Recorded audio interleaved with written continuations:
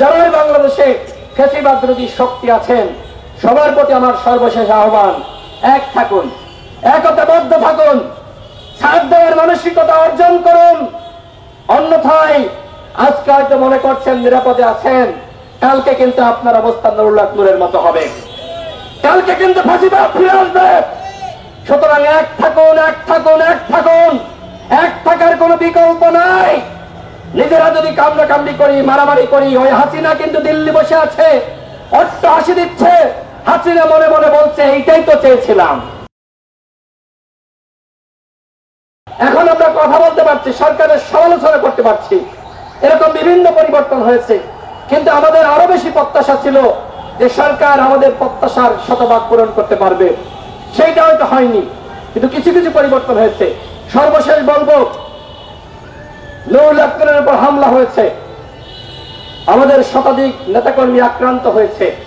আমাদের দলের পক্ষ থেকে বলেছে অবশ্যই এই ঘটনার দায় নিয়ে স্বরাষ্ট্র উপদেষ্টাকে পদত্যাগ করতে হবে এবং অন্তর্বর্তীকালীন সরকারের বিশেষ সহকারী, আমি শুনতে পাচ্ছি এই বিশেষ সহকারী খোদাবক্ত চৌধুরী, তিনি আইজিপি এবং স্বরাষ্ট্র উপদেষ্টা, তারা জানতেন যে নুরুল্লাহ নূরের উপর হামলা করা হচ্ছে। তাদের নির্দেশনার বাইরে নুরুল্লাহ নূরকে আক্রান্ত করা হয়নি, রক্তাক্ত করা হয়নি। সুতরাং এই ঘটনার দায় নিয়ে অবশ্যই স্বরাষ্ট্র উপদেষ্টাকে পদত্যাগ করতে হবে। এবং খোদাবক্ত চৌধুরী তিনি এখনো পর্যন্ত চুপ আছে। আমি প্রধান উপদেষ্টাকে বলবো, আপনার যতটুকু ক্ষতি করার এই খোদাবক্ত চৌধুরী করছে। এর আগে আমরা দেখেছি যে একজন আইজিপিকে সরিয়ে দেওয়া হলো, ডিএমপি কমিশনারকে সরিয়ে দেওয়া হলো। এরপরে কি হয়েছে? আইন শৃঙ্খলা পরিস্থিতির কোনো উন্নয়ন করতে পেরেছেন? তাহলে পরিবর্তনটা করে লাভটা কি হলো? কোনো লাভ তো হয়নি, কোনো লাভ হয় নাই। সংগ্রামী সাথী ও বন্ধুগণ, আমি আবারও বলতে চাই, আজকে গণ অধিকার পরিষদের উপরে হামলা হয়েছে, আমাদের দলীয় কার্যালয় তছনছ করা হয়েছে, আমাদের বোনেরা আক্রান্ত হয়েছে।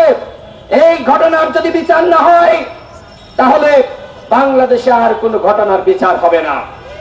নুরুল্লাহ নূরের উপর হামলা করে যদি কেউ পার পেয়ে যায়, আমাদেরকে রক্তাক্ত করে যদি কেউ মুক্তি পেয়ে যায়, তাহলে বাংলাদেশের জনগণ, হে বিপ্লবী জনতা, আপনারা শুনে রাখুন, এদেশে কখনোই আপনারা বিচার ব্যবস্থার উন্নয়ন ঘটাতে পারবেন না।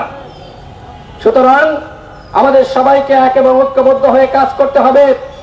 বিএনপি, জামাত ইসলাম, ইসলামী আন্দোলন, এনসিপি সহ বাংলাদেশের অন্যান্য রাজনৈতিক দল, গণতন্ত্র মঞ্চ, 12 দলীয় জোট, যারাই বাংলাদেশে ফ্যাসিবাদ বিরোধী শক্তি আছেন সবার প্রতি আমার সর্বশেষ আহ্বান, এক থাকুন, একতাবদ্ধ থাকুন, ছাড় দেওয়ার মানসিকতা অর্জন করুন। অন্যথায় আজকে হয়তো মনে করছেন নিরাপদে আছেন, কালকে কিন্তু আপনার অবস্থা নুরুল্লাহ নূরের মতো হবে, কালকে কিন্তু ফাঁসিবাদ ফিরে আসবে। সুতরাং এক থাকুন, এক থাকুন, এক থাকুন, এক থাকার কোনো বিকল্প নাই। নিজেরা যদি কামড়াকামড়ি করি, মারামারি করি, ওই হাসিনা কিন্তু দিল্লি বসে আছে, অট্ট হাসি দিচ্ছে। হাসিনা মনে মনে বলছে এইটাই তো চেয়েছিলাম। আমাদেরকে বিভাজিত করবেন, মনে রাখবেন তারা কিন্তু হাসিনার এজেন্ডা বাস্তবায়ন করতেছেন, হয়তো বুঝে করতেছেন অথবা না বুঝে করতেছেন। সুতরাং আসুন আমরা সবাই এক থাকি। আগামীতে নির্বাচন হবে, অন্তর্বর্তীকালীন সরকারের মাননীয় প্রধান উপদেষ্টা ঘোষণা দিয়েছেন আগামী ফেব্রুয়ারি মাসে নির্বাচন। সুতরাং নির্বাচনের আগে ঐক্যমতের ভিত্তি অবশ্যই সংস্কার হতে হবে। অবশ্যই গণহত্যার দৃশ্যমান বিচার আমাদের সামনে হাজির করতে হবে। শেখ হাসিনাকে দিল্লি রেখে গণহত্যার বিচার সম্ভবপর নয়। হাসিনাকে বাংলাদেশে ফিরিয়ে এনে ফাঁসিতে ঝুলিয়ে বিচার নিশ্চিত করতে হবে।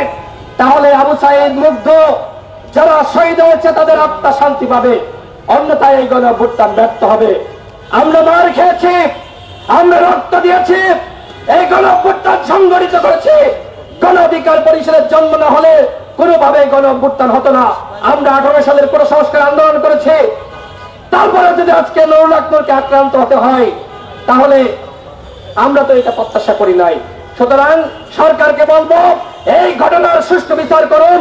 ইতিমধ্যে তদন্ত কমিশন গঠন করেছেন, এই কমিশনকে 30 দিনের মেয়াদ দেওয়া হয়েছে। আমরা কমিশনের উদ্দেশ্যে বলতে চাই, এই ঘটনার সাথে যারাই জড়িত, যত বড় রাঘব বোয়াল হোক না কেন, অবশ্যই তাদের বিচারের সুপারিশ করতে হবে, কাউকে ছাড় দেওয়া যাবে না। আগামীকাল প্রেস ক্লাবের সামনে বিকাল 4টায় নুরুল হক নূর সহ আমাদের নেতাকর্মীদের উপর যে হামলা করা হয়েছে, এর প্রতিবাদে বিক্ষোভ সমাবেশের আয়োজন করেছে গণ অধিকার পরিষদ। আপনাদের সবাইকে সেই সমাবেশে অংশ নেওয়ার আহ্বান জানিয়ে আমি আমার বক্তব্য শেষ করছি। জুলাই মঞ্চকে অসংখ্য ধন্যবাদ, তারা এ ধরনের আয়োজন করেছে। আসসালামু আলাইকুম।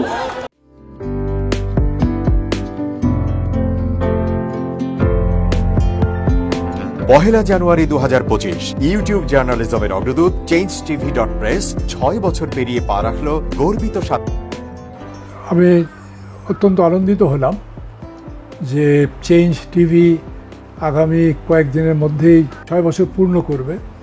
আর হাঁটি হাঁটি পা পা করে চলা শুরু করে এখন সে বেশ দৌড়াদৌড়ি করছে বলা যেতে পারে। ও নামটাও অত্যন্ত বলবো যে সিগনিফিক্যান্ট, যে চেঞ্জ, এই গণঅভ্যুত্থান কিন্তু চেঞ্জ চেয়েছে।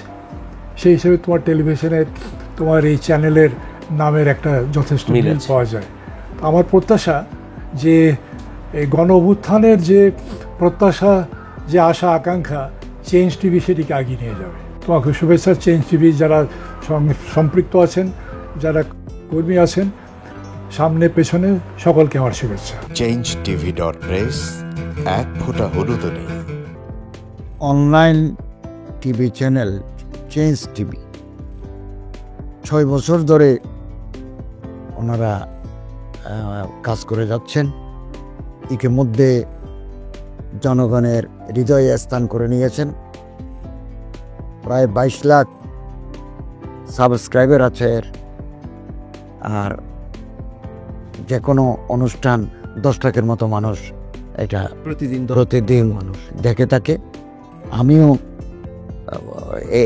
এই চ্যানেল নিয়মিত দেখি।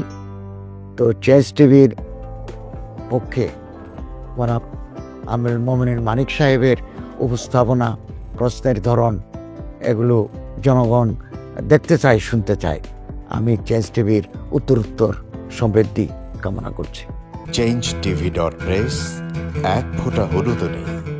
চেঞ্জ টিভি, তো আমি তাদেরকে আমার অসংখ্য শুভেচ্ছা জানাচ্ছি, কারণ তারা যে ভূমিকা রেখেছে, এই সময় একটা কঠিন সময় ছিল, সেটাতে যেমন ভূমিকা রেখেছে, এমনকি 5ই আগস্টের পরে নতুন বাংলাদেশেও তারা তাদের সেই তীক্ষ্ণ একটা সমালোচনামূলক এবং যেটাকে আমি গঠনমূলক বলবো সেরকম একটা ভূমিকা রাখছেন। তো সেক্ষেত্রে আমরা মনে করি যে এই ভূমিকা আমাদের দরকার, আমরা চাই এটা থাকুক এবং আরো যেন সমৃদ্ধ হয়। নতুন বাংলাদেশ নির্মাণে আমরা চাই যে চেঞ্জ টিভি যে সমালোচনাগুলো করছে বা যেগুলো আমরা তুলে ধরছেন, সেটা এমন করে করবেন যেন আমরা সেখান থেকে শিখতে পারি এবং সবাই মিলে যেন আমরা নতুন বাংলাদেশকে সত্যিকার অর্থে বৈষম্য বিহীন একটা সমাজ গড়ে তুলতে পারি, সেটা আপনারা সহজ চেষ্টা করুন। changetv.press এক ফোঁটা হলুদও নেই। আগামী জানুয়ারি মাসের 1ম তারিখে আপনারা 6 বছর পূর্ণ করতে যাচ্ছেন। আপনাদেরকে শুভেচ্ছা জানাচ্ছি, আন্তরিক ধন্যবাদ জানাচ্ছি। আমি আশা করব চেঞ্জ টিভি অতীতে যে বলিষ্ঠ ভূমিকা পালন করেছে, আগামীতেও আপনারা সেই বলিষ্ঠ ভূমিকা পালন করবেন। আমি আমার এলডিপির পক্ষ থেকে, মুক্তিযোদ্ধাদের পক্ষ থেকে আপনাদেরকে আন্তরিক মোবারকবাদ জানাচ্ছি, শুভেচ্ছা জানাচ্ছি। আশা করি দিন দিন আপনারা উন্নতির শিখরে এগিয়ে যাবেন। ধন্যবাদ। changetv.press এক ফোঁটা হলুদও নেই। অতীত সরকারের আমলে 10 বছর আমি কোনো ব্যবসা করতে পারিনি। আমার ব্যবসা বন্ধ করার জন্য যত রকম দরকার সব কাজই করেছে, শুধু একটাই বাকি রেখেছে, আমি গুটিয়ে নিয়ে যাইনি।